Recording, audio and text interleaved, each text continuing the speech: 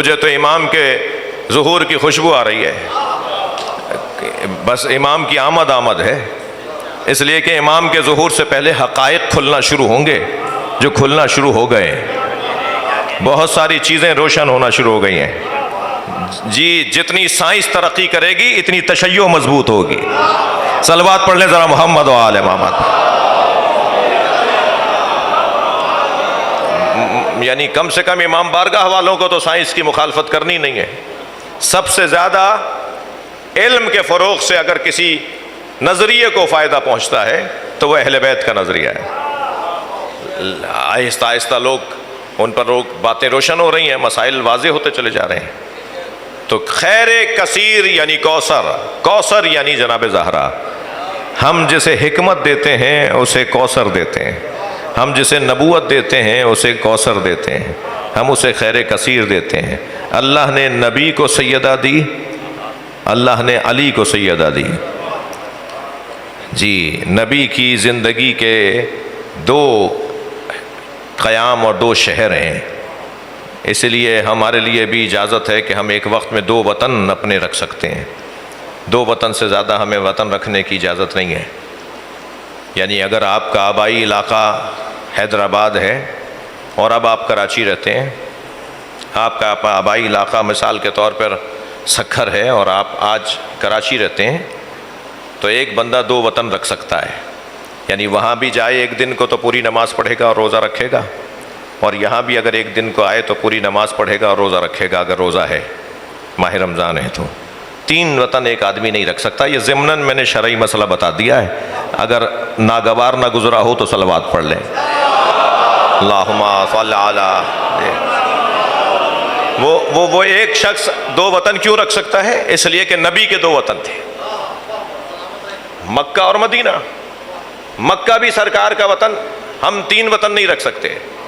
جہاں پراپرٹی ہو، جہاں گھر بنا ہوا ہو، جہاں ہم 20 سال رہ کر آئے ہوں، یہ قاعدہ نہیں ہے، یہ کوئی معیار نہیں ہے، یہ شرائط میں سے نہیں ہے کہ میں وہاں 40 سال رہا تھا تو اب وہ میرا وطن ہے یا نہیں ہے۔ نہیں، یہ شرائط نہیں ہے۔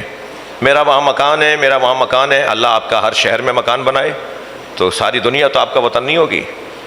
تو آدمی کو 2 وطن طے کرنے ہوں گے، کیونکہ نبی کا ایک وطن مکہ اور نبی کا ایک وطن مدینہ۔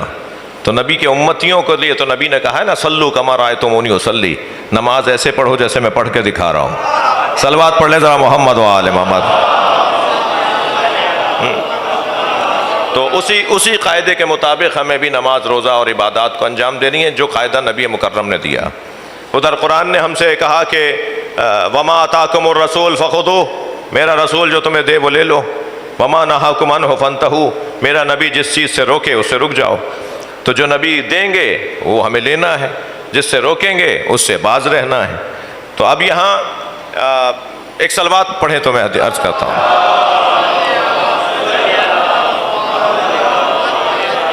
مکی زندگی میں، سرکار کی مکی زندگی میں نبی کی حمایت کے لیے اللہ نے حضرت ابو طالب کو قرار دیا۔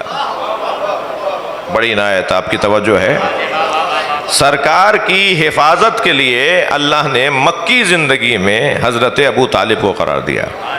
دعوت ذوالعشیرہ نہیں، جب بابا نے یعنی سرکار کے دادا نے اپنے بیٹے حضرت ابو طالب کے حوالے اپنا پوتا کیا تھا، اس دن سے نبی کی حفاظت میں ہیں حضرت ابو طالب۔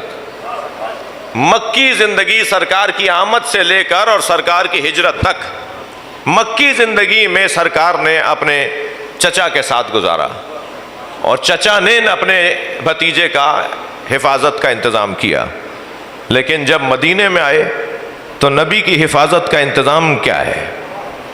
مکے میں حضرت ابو طالب نبی کی حفاظت کا انتظام، مدینے میں فاطمہ زہرا نبی کی حفاظت کا اہتمام۔ میں اگر لفظوں کو بہتر کر کے یوں کہہ دوں کہ مکے میں ابو طالب، مدینے میں فاطمہ زہرا، ایک سسر ہے ایک بہو ہے۔ میں اگر لفظوں کو اور بہتر کر لوں، یہ بہو نہیں ہے، ابو طالب کی ہو بہو ہے۔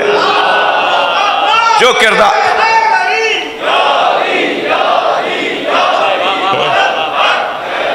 کردار مکے میں حضرت ابو طالب کا ہے، وہی کردار مدینے میں جناب زہرا کا ہے، اور نبی کی رحلت کے بعد وہ ہے نبوت کی حفاظت۔ وہاں حکمت سے مراد نبوت، وہ ہے نبوت کی حفاظت، اور یہاں حکمت سے مراد امامت۔ تو سرکار جب دنیا سے چلے جائیں گے تو اب روشن ہو جانا چاہیے، جیسے نبوت کی حفاظت میں سیدہ رہیں، ایسے ہی دروازے پہ جانا یہ امامت کی حفاظت۔ صلوات پڑھ لیں محمد و آل محمد پر۔